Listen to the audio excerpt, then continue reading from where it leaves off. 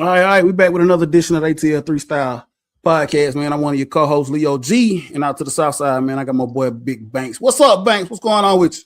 Hey, what's going on, Leo? How you feeling, brother? Man, I'm feeling all right, man. Been gone for a minute, man. Been gone for a few weeks. Had to drop some content tonight, man. It's gonna be a quick one. It's gonna be a quick one, man. This is an unexpected show, man. The availability was kind of off for me, but had a little availability window. Banks said, "Let's jump on, let's ride." Derrico made other plans, so we had to catch him on the next go round, man. Shout out our boy Derrico, man. Banks, you doing all right, brother? Yes, sir, man. Just coming off a vacation, brother. I'm doing well, bro. Doing well. That's all right. That's what's up. Always, man. Good to have a vacation. Currently on vacation myself this week, man. These kids got school. They got fall breaks, holiday breaks, winter breaks, spring breaks, man. They be out of school like man, we back in the day, Banks. I can remember all we had was like the holiday break and spring break. I don't remember all these falls and winters and two extra snow No. days and yeah, they got a It lot of breaks, was man. it was Thanksgiving, Christmas, and spring break. And you may Yeah, have a teacher's planning day somewhere sprinkled in between, but yeah, there wasn't all these extra breaks. yeah, they got a lot of breaks, man. Before we get into it, man, definitely got to give a shout out to our boy over there at Eastlands Banks. You know what it is, man. Eastlands Woodworking, man. Our boy Phil over there, hit that QR code. If you want to get something from him, he always does good work. I know Banks trying to get his thoughts together now to get some stuff before we hit this new season going in, man. Whatever new season, because we got a new season coming up. Couple of things going on that we'll talk about here in just a second, Banks, man. Super Bowl just passed, man. Obviously, we'll talk about that for a second, Banks. I know you had the opportunity to check Super Bowl out, right? Absolutely, man. I checked it out. Didn't really have a dog in the fight, so I didn't really could care less who won the game. I was entertained. I guess around the fourth quarter. I mean, that's when it started getting interesting. But after that, I mean, it was like it was whatever. I was just there for the show and for the food, and you know, it's the Super Bowl. So I mean, Yeah. that's what it was for me. It was nothing Well, extra for yeah. me. Look, you said that you didn't have a dog in the fight, a horse in the race, whatever the case may be. I did not want to see the Patriots win another Super Bowl. I didn't want to see them do seven, so I definitely was going for the Seattle Seahawks.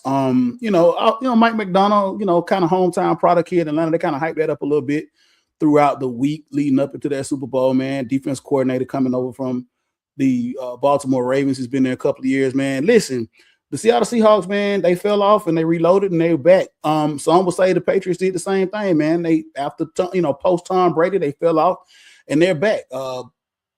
Interesting ends of the spectrum with Drake May being looks like the franchise quarterback moving forward with the Patriots, and then we had a journeyman in Sam Darnold who wins his first championship after playing with like five teams out there in Seattle, man. So shout out to Seahawks, man, who retooled, recoached, and Super Bowl champions again, man. Obviously, we're still yearning for that here, man. But it looks like Seattle was able to organically do that and put things together, man, and it just fell into place.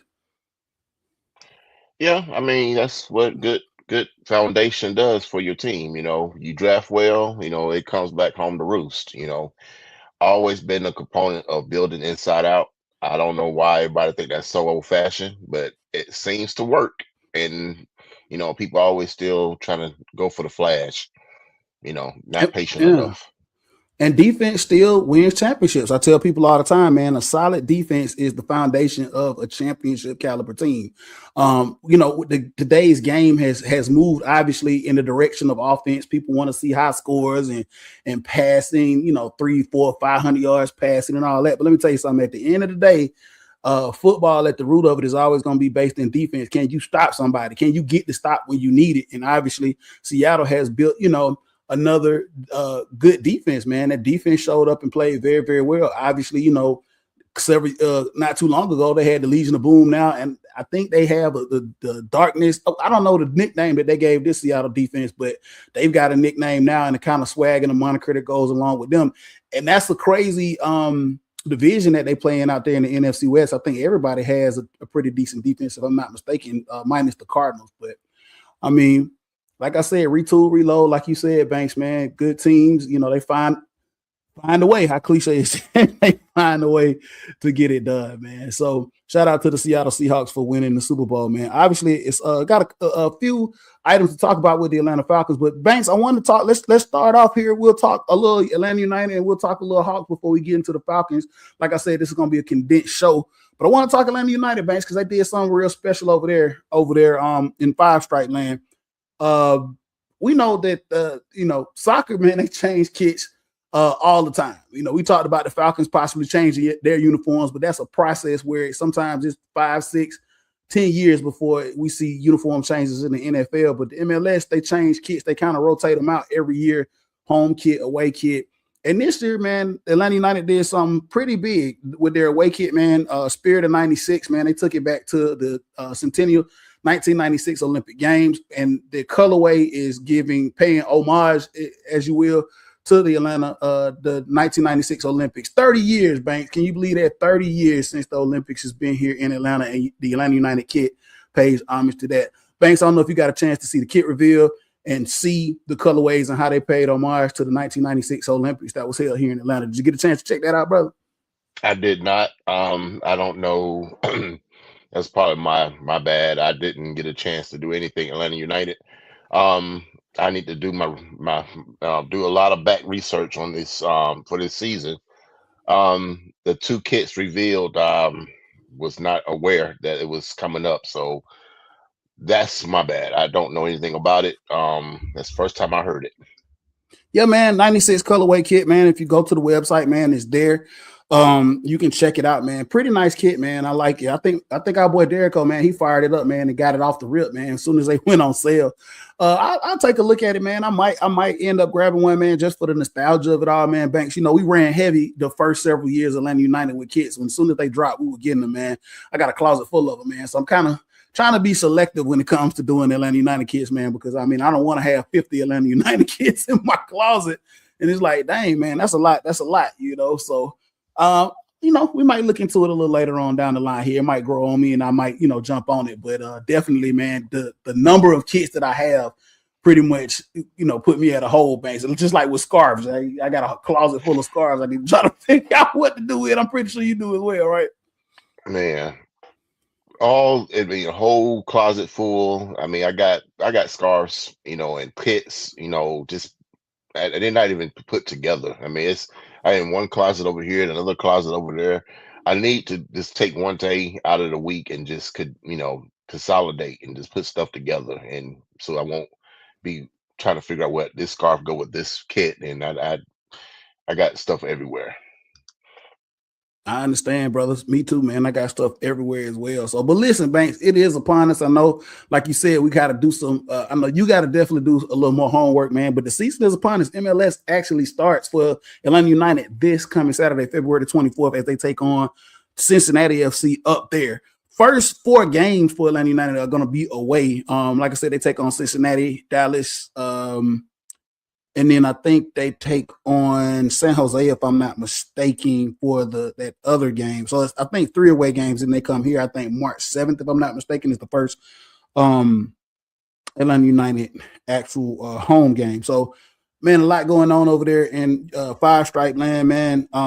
We'll let you do your homework, Banks, and we'll bring it back again after the first home game, man, and we'll talk a little Five Stripes, man. Hopefully, we get our boy Reggie on, man.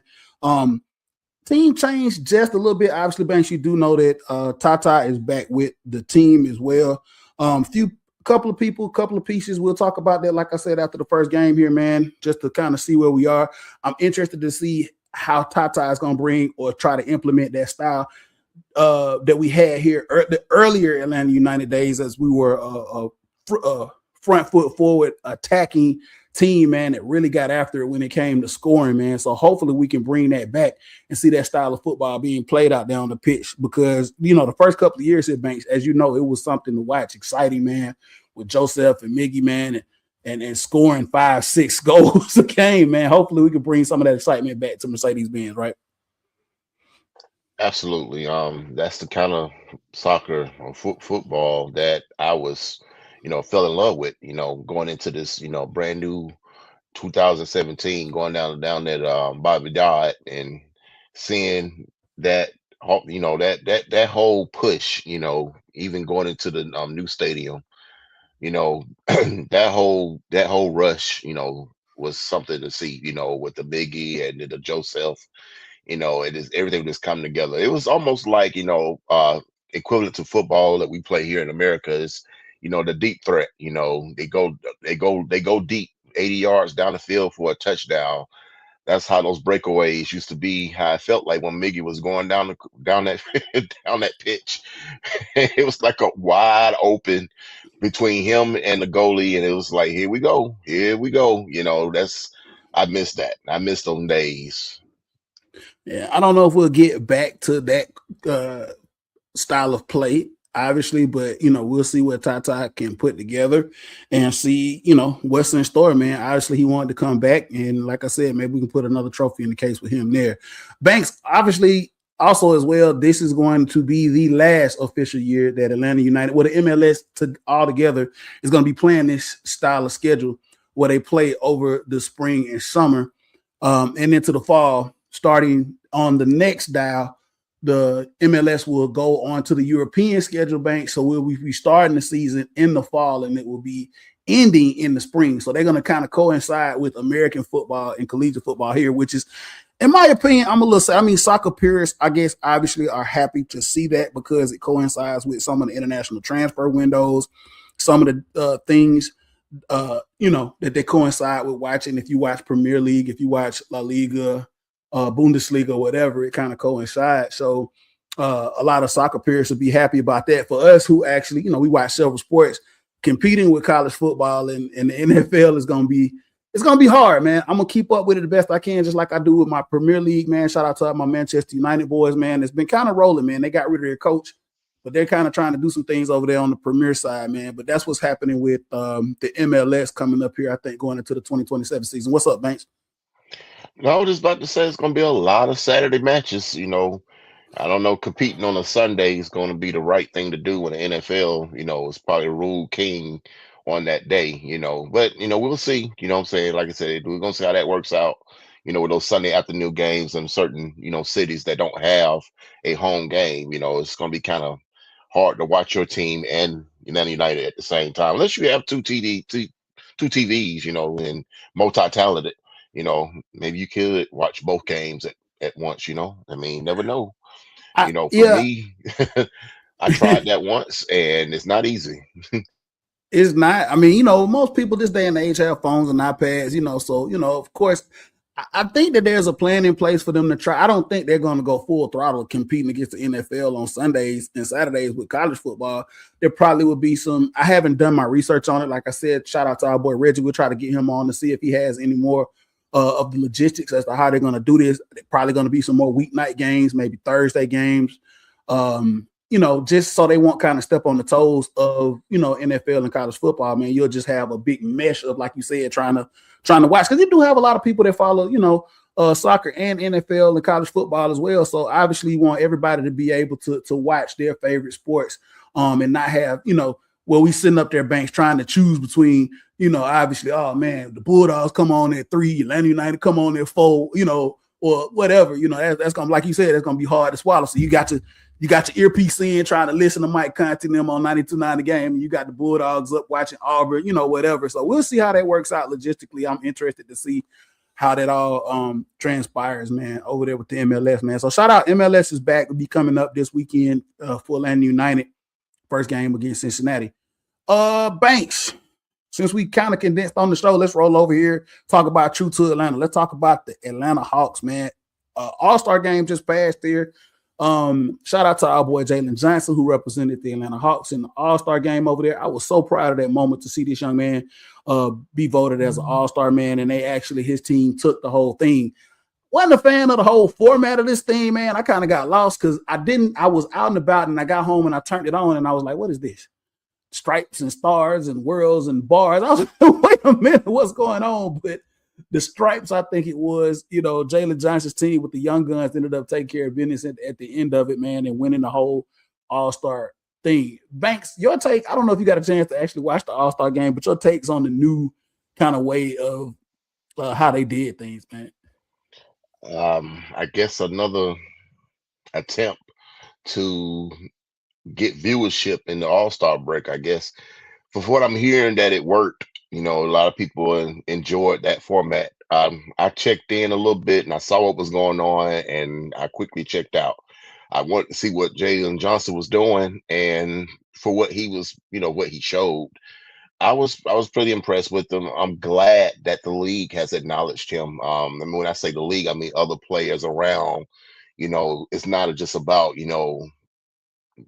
NBA plus that team down in Atlanta. We got a player, Jalen Johnson, and then people are opening their eyes about this kid. And hey, let's start somewhere. We can start with him, man. We're gonna build around somebody. Let's build around him, and let's see if we can go with it. I like it. Absolutely, man. And the Hawks are making some moves here. We'll talk about those in just a second, man. But yeah, obviously, man, Jalen being recognized as something special, man, and he's becoming, a player in his own after losing, Trae Young, who was here, for quite some time. We needed somebody to kind of step up and be the face of the franchise, right? I mean, in the NBA, that's I think very important. And Jalen has become that guy. And also there have been some trades. Before, the trade deadline, I think, well, yeah, right. I think as we did the last podcast, when we traded Trey, we ended up getting a couple of people in here, but they made some more trades, obviously, before the deadline. I want to talk about, we know about CJ McCollum that came in here and Kispert. I think we had Jock Landale that come in from Memphis. There was a trade made there. That was pretty interesting, Banks. I don't know if you heard the story about that. That guy jumped in his car that night. He got traded, drove from Memphis to Atlanta, and I think ended up scoring 26 that next night. Yeah, I didn't know who he was when I first saw the box score after that game. I'm like, who is this Jock kid? Then my timeline was blowing up over the Hawks and this kid. I'm like, well, let me go back and rewatch some highlights of him. Impressive, but like I said, that flew under the radar for me. I didn't know who he was, where he came from. Maybe I need to pay attention a little bit more with the Atlanta Hawks, with their comings and goings, because it seemed like at one point, Leo, it seemed like 2 weeks go by and we made another transaction of new players and you just can't keep up anymore. It's like, okay, who's coming, who's going, who's staying, what are we doing? At some point, what I'm saying, it's going to probably all filter out, at the end, especially after this draft is coming up. And we could probably finally see a solid team put together. Man, obviously, yes. A couple of other additions that came through before the trade deadline. Gabe Vincent came over from the Lakers, point guard. Obviously, from what I understand, on the defensive side, man, playing the point. Christian Koloko, I think they brought him in, another 5. But the guy that we really want to talk about, man, so Kristaps Porzingis, we brought Kristaps Porzingis in, didn't even make a whole season here in Atlanta, man. Ship him out to Golden State. Bring in Buddy Harrell, I think, and Buddy Hield, and a guy that I'm very interested in seeing play here. Hopefully, we'll see him sometime down the stretch after the All-Star break. Is Jonathan Kuminga with Golden State, man. Not very familiar with him, but I watched several games and I've heard a lot of positive things about him, Banks. I don't know if you got a chance to do any research, but bringing this guy in, who's a very, very athletic wing player, he's a forward. A lot of people have said the Hawks have one of the most athletic teams in the. I don't think that's any secret anymore, man. With Jalen Johnson, Great Barrier Thief, Oyeka Okongwu, man, they have some very, very athletic guys. Bringing a guy like Kuminga in, who apparently had checked out in Golden State, I guess, about his role and what was going on out there with Kerr. Now you bring him into Atlanta, and it looks like, man, this might be another piece that we can actually, start to make some noise with, man. How did you feel about them trading for Jonathan Kuminga, and how do you feel about watching him here after the All-Star break? I did some research when we picked the guy up. I always want to get a feel of when we get a new player, what that previous fan base thought about that individual. And I went to Golden State message board, and for some reason they were happy to, mixed emotions. People were like, good luck in your endeavors. Too bad you couldn't do what you wanted here in Golden State. And then the other half was like, good riddance. He was nothing but a headache. So I don't know how I feel about it. I mean, what he do here? I mean, hopefully it'll be a fresh start for him, maybe. But I mean, for what I was reading over there, what I'm saying, it wasn't. Some of it was pleasant, some of it was like meh, and some of it was like good riddance. So I don't know. I mean, I don't have a feel about it. You know what I'm saying? So we'll see. You know. Hey man, change the scenery could be good for the young man. And like I said, man, he might fit in and mesh well with what Quinn has going on here and some of the players that we have already, man. So yeah, man, Hawks going down the stretch. We'll see if they'll be able to where they end up finishing up and moving into the playoffs and playing rounds. And NBA is gonna there's a lot of things going over there in the NBA, man. We have to bring this back around full circle when we have a chance to do a full podcast, Banks, talking about, one of the big things now is, tanking for these picks and these one and done kids in college, man. It's just like a full, I don't know, man. The state of sports right now, collegiately and professionally, is just weird. In the NBA, it gets weirder and weirder by the minute.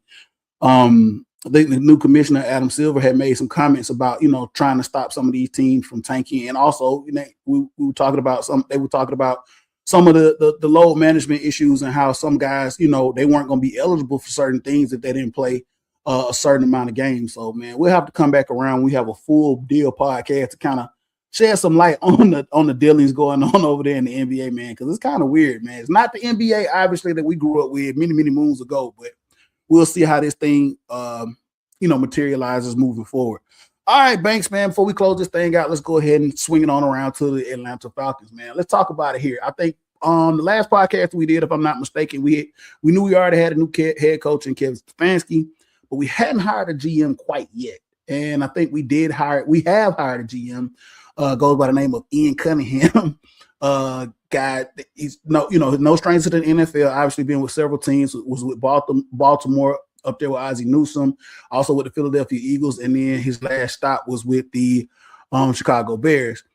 I think that there was a lot of talk that this was going to be our guy, and I got a chance to listen to a couple of pressures that he has done and a couple of things that he said. So far, so good. I like what he's saying. And Banks, one of the things that you will like, and he's going to have to prove it, is what he said about building the team from inside out. He's a full-on guy on building the team from inside out, from the trenches, and then you build it out. Another thing that he said that Banks, I don't know if a lot of people, they're going to take it. They asked him, was he a need or a BPA guy? He said he's always going to be a best player available guy. He said he feels like, you just don't know from draft to draft what's going to come out. So he says he does go with the philosophy of best player available, but at the same time, he does believe in building the team from the inside out, man. Your thoughts on Ian Cunningham as the GM here in Atlanta, Banks? When I heard him say about the build the team from the inside out, I mean, it kind of made me smile on the inside, knowing that finally that someone can hear what I'm saying about this team for the past 20 plus years about how to build this team. I'm for one I'm welcoming the philosophy of building, boring. You know what I'm saying? Drafting boring. And and fortunately when you draft boring, that means you're drafting offensive lineman and defensive lineman, and not the big splashes. For some reason, I feel like maybe the Falcons need that. Stop going after that big name so we can feel good about ourselves coming into the whole off season.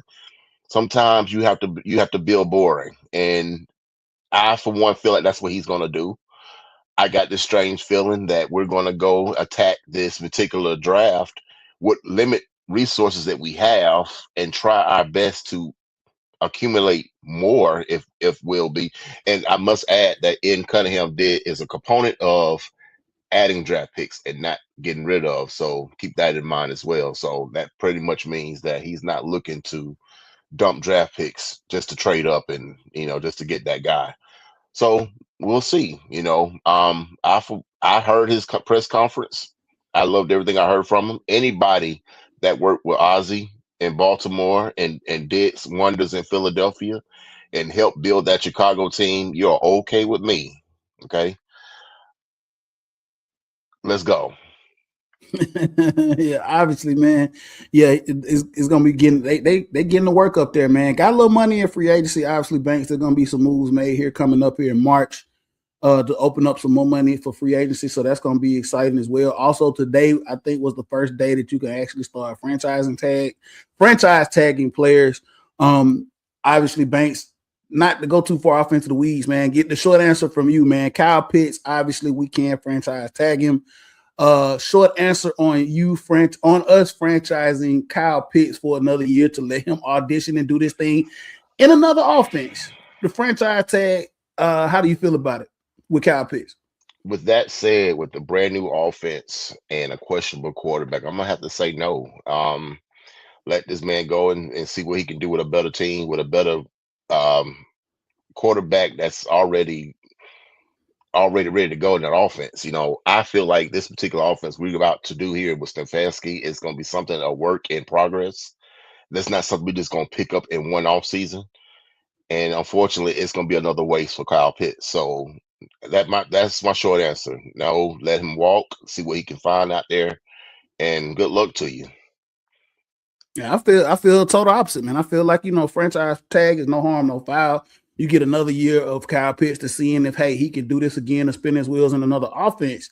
And give it a shot. I mean, you just never know. I mean, he did show a lot of signs last season of finally making his way. I mean, I don't ever think he'll make it to that unicorn moniker that was put on him when he was drafted for on draft night, 5 6 years ago. But obviously, man, I think that he has some abilities, and I think that he could be utilized correctly in an offense. So I think it's no harm if you do franchise tag him. There's nobody else on this team that you can throw the franchise tag on if you wanted to do so.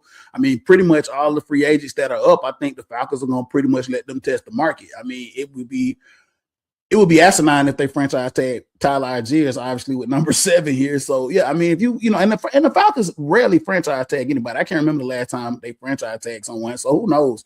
I mean, I just feel like it's no harm, no foul. If you tag him, so be it. He's here for another year. He's going to go get paid the league max of whatever the top tight end in the league is that year. And if he comes out swinging, then you can look at maybe re-up. And if not, then hey, after this year, after you tag him, hey.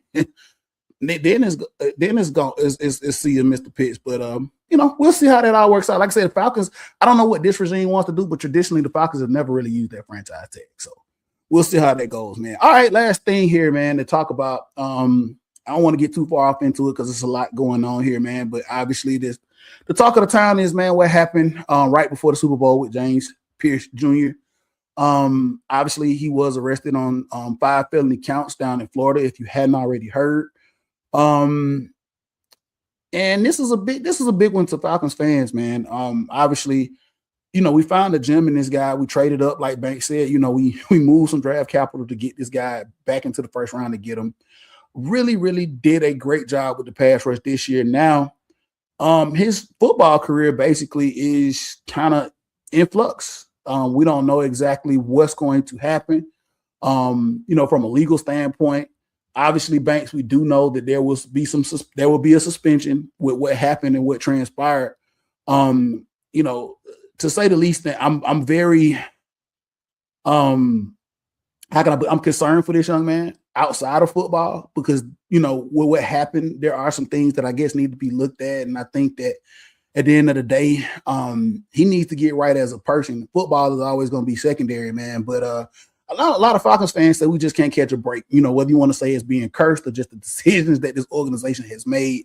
But yeah, James Pierce Jr., 5 felony counts down there right before the Super Bowl, man, had got into some type of domestic altercation with his ex-girlfriend. Banks, your thoughts on this? I know we talked about this off air a little bit, man, but your thoughts on the James Pierce Jr. situation moving forward? So unfortunate. As a fan of this team, when I first heard the news, I was like, like you said, you can't catch a break.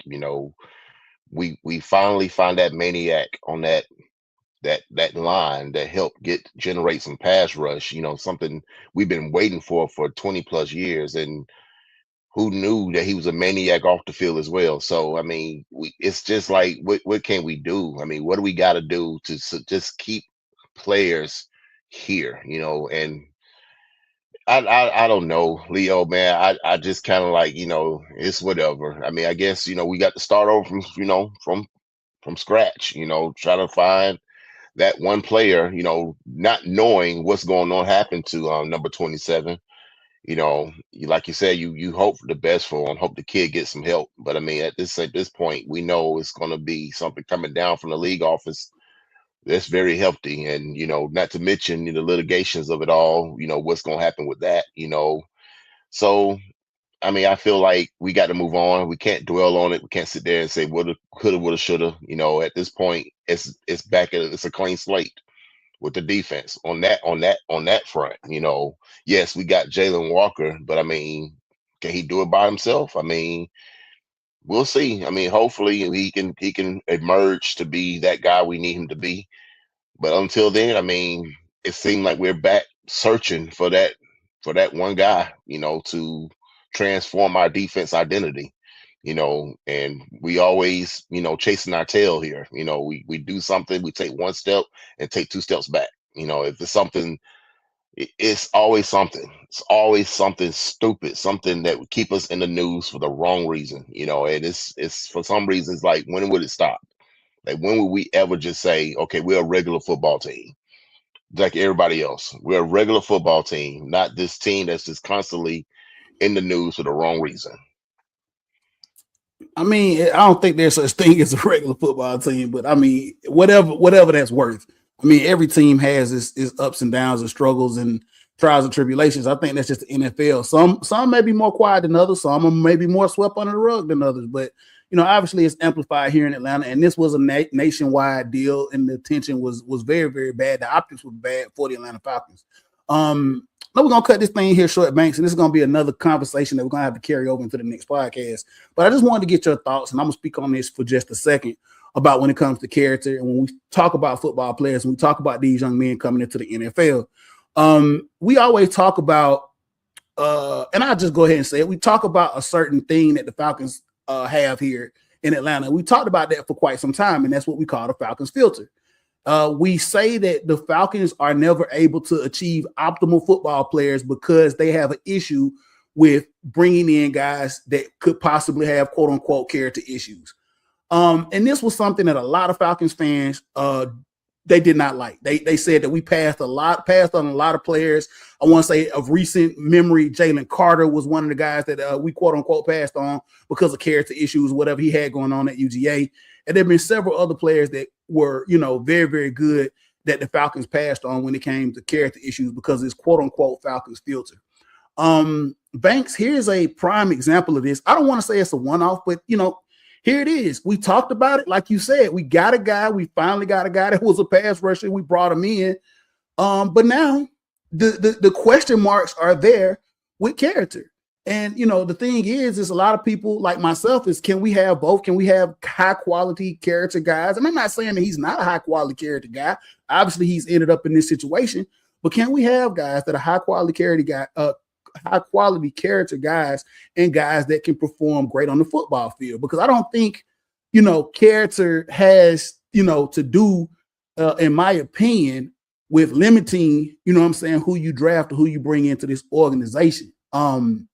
And my thing is, this is one of those conversations that a lot of Falcon fans are having is that, we're damned if we do, damned if we don't. Banks, your thoughts on this whole, character situation and this Falcon filter situation now that we have this issue with James Pierce? Well, I don't know what to believe anymore. I kind of agree with you. Like, your character should have nothing to do with what kind of player you are on the field. At the same time, you could be a choir boy and the greatest human being to walk the earth and just be a monster on the field. We've seen players that way, and you have guys that are the scum of the earth and they suck. You know what I'm saying? So, I mean, it shouldn't matter if you are, a high character or a negative character guy, whatever you want to call it, that will reflect on your play on the field. Now, in the past, now I think if you put it in context about this team, the Atlanta Falcons, in the past, like you said, we passed on players, and a lot of fans are like looking, kind of like, looking on the other side of the fence, like, well, they got that same guy we passed on, and he's doing wonderful for them. Why we can't do that, And then we finally do it, like you said, and then it blows up in our face. I don't know. It's such a I guess a crapshoot, man. I don't know what else to say about this point. I for one, I don't know anymore. I was one of the fans that was like, we need to break away from that Falcon filter and let's just take a chance. And now it's like, I mean, okay, so what if you don't take a chance? That particular, choir boy, why he can't be a playmaker, I don't know, dude. It's like, it's unfortunate. Like I said, this is we're that team that always happens too. Like that kind of thing, like that, where you can't explain it, where you have to just go with the flow with it. Well, I Banks, can't sit there and look at other not teams not right now and say, not to cut you off, Banks. I'm sorry to cut you off, man, but it, when we're in it, it always this always happens when we're kind of in these situations, right? When we're in these situations, we always feel like, why does this happen to us? Because we're in it right now. But let's make no mistakes or qualms about it. Yes, we care about the Atlanta Falcons, Banks, but there have been plenty of character scandals. And yes, the Atlanta Falcons have had their share, but other teams have had character issue scandals as well, man. One that comes to mind that I can think of right off the rip is Ray Caruth up there in Carolina. And there have been several other teams that have had issues with players as well. So it's not just a us issue. There are issues with people and personalities within the whole entire league. And then on the opposite end of the spectrum, Banks, one of my favorite players of all times, obviously he was called the Minister of Defense because he was an actual minister, and that's Reggie White. You can see the kind of character guy that Reggie White was back in the day. You can also look at this roster right now and look at a guy like Bijan Robinson, who's a very, very motivated guy, and he does things, in a model of a Christ-like way through his Christianity. And you can look at a guy like AJ Terrell, who's just a servant leader and who's been, a very, very positive person in the community and was the Walter Payton Man of the Year nominee for the Atlanta Falcons franchise, man. So it's, it kind of goes both ways. But to your thing with the filter, man, I don't think necessarily that we've locked in on this imaginary filter, man. It's personalities, there are things, and I think this is just something that that happens, man. But as far as like moving forward, I don't think that the Falcons are going to sit up there and say, hey, uh, they're gonna pull the trigger on football players, and things are gonna happen. Some guy could be a choir boy, obviously, and he could snap Banks, and then we right back into the similar situation. But like you said, you take a chance on a young man, and then we end up in this situation here. But that, like I said, unfortunately, those things happen. My biggest thing is, Banks, and I know you feel the same way as well, is that we hope, number one, the young lady that was involved is she's okay, obviously, man, because we don't in any way, form, or fashion condone any type of domestic abuse or violence in that form of fashion. And for what it's worth, man, we as of right now, James Pierce is still a part of this organization, and we want him to, get the help that he needs. Obviously, if he does need some type of help, and we wish the best for him, man, as he deals with this personal matter, man. And Banks, I don't know, man. Do you see him still being here with the Falcons after all is said and done, or do you feel like the Falcons are going to just cut ties with him after 1 year because of the situation, or are we still waiting on what's going to happen with the legal ramifications of it all? I think it's a mixture of both. I think we're going to sit back and kind of wait and see what happens. I think the league is going to keep in contact with Arthur Blank, Roger Goodell will. Um, I, for one, if my gut feeling, I feel like he won't play another game, another down for the Falcons. Um, they talking about jail time for this kid. If he goes to jail, he's gonna be out of football for X amount of years, and then I mean, at that point, it's kind of like wasted career. At that point, unless he just big the biggest comeback story of all time. But I just don't see him playing as a Falcon again. Even if he did, I think it's going to be not this year. I mean, we already know the suspension is coming down the pike, and how many games we don't know. People speculating 12. I heard as much as play the whole entire season. Just to set a precedent about his situation and to everybody else around the league, not just the Atlanta Falcons. This won't be tolerated. But we all speculating at this point. And like I said, we don't know. What I'm saying? Like I said, my gut feeling says he's done as a Falcon. I could be wrong. So who knows? We'll see. I mean, everybody deserves a second chance for whatever it's worth. We'll see how this all ends up. Obviously, like I said, the legal aspect of this has to play out. Is he remorseful? Are these things gonna play out, like you said, in the favor of him being able to, if he is suspended, take a suspension and then be able to suit it up this coming season or sometime next year. Though a lot of those things are still up there in the air. Definitely something that we'll continue to watch. And obviously, I'm pretty sure that the brain trusts up there in Flowery Branch right now are trying to figure out, okay, what do we need to do in lieu of this situation, like you said, Banks, with, hey, still, trying to get this, even though we had some players that came into their own, like Brandon Doyle's and Jalen Walker, not as much so as James Pierce did, but hey, is there somebody else out there that we can get in free agency or in the draft in the mold of him? But we'll just have to see how this all plays out. Banks, we went on a little over, man, because got a little that discussion, man, with about James Pierce there, man, kind of ran us over the time here for a little bit, man, on this condensed show. But before we close it out, man, put the QR code back up there for our boy over there at Eastlands, man. Make sure you shout our boy Phil out over there, man. Make sure you shout our boy Derrico out if you can catch him on his social media platforms. Banks, let everybody know where they can catch you at, my brother.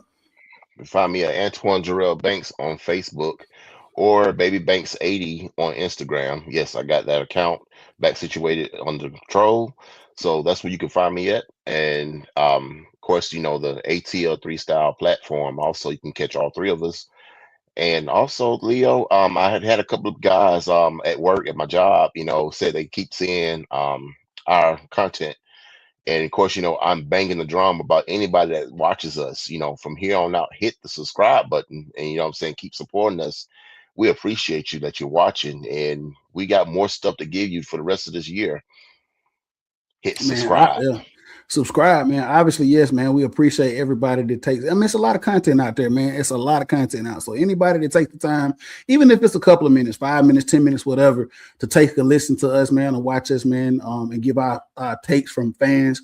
Right here, born and raised in this city, man, lifelong fans of these teams, man. It's greatly appreciated, man. Hit us up on all social media platforms. That's ATL 3 Style, ATL the number 3 Style on all social media platforms, and subscribe on Facebook, subscribe on the X, subscribe on YouTube, everywhere you can subscribe, man, to help us out, man, because we love doing this and we love giving this content out to you all. It's been another edition of the ATL 3 Style podcast. Hopefully we'll get our boy Derrico back on for some perspective, and also we'll have some guests for you all to talk about some more ATL sports here on the next go round. We'll see you.